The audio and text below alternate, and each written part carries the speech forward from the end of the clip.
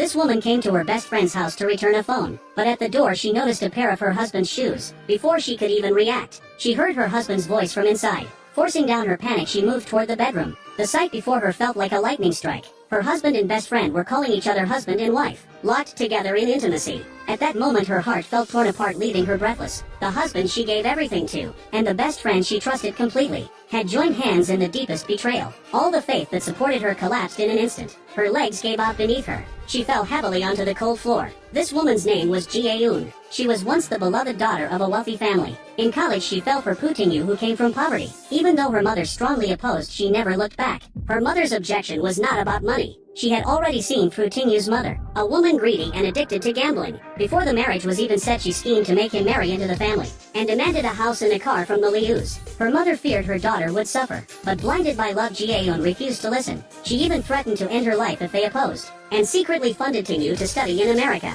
believing she could win his true heart. But he had already betrayed her overseas. In America, Tinyu met Mylan. They shared similarly troubled lives. Mylan's mother caused trouble constantly, surviving by deceiving men for money. Her father passed away from alcohol abuse. It was Ji-eun's parents who kindly took her in, treating her like their own daughter, even sponsoring her studies abroad. Instead of learning gratitude from their hardships, she and Tinyu quickly became lovers. When Tinyu returned home with Ji-eun's support, he smoothly secured a manager role at her father's company. But his ambition went far beyond that. From the start, his relationship with Ji-eun was a scheme. What he wanted was all of the Liu family wealth, to use the role of son-in-law, to take full control of the company. 1 month before the wedding, Tinyu received an email from Mylan. She wrote that she would arrive at Incheon Airport at 3 p.m. the next day, and insisted he come meet her. He never imagined Mylan would suddenly return. It threw him into a panic. He had no idea how to handle it. Meanwhile, her family learned that Mylan was coming back after years abroad, and could not hide their joy. They arrived early at the airport to greet her, full of anticipation for the reunion.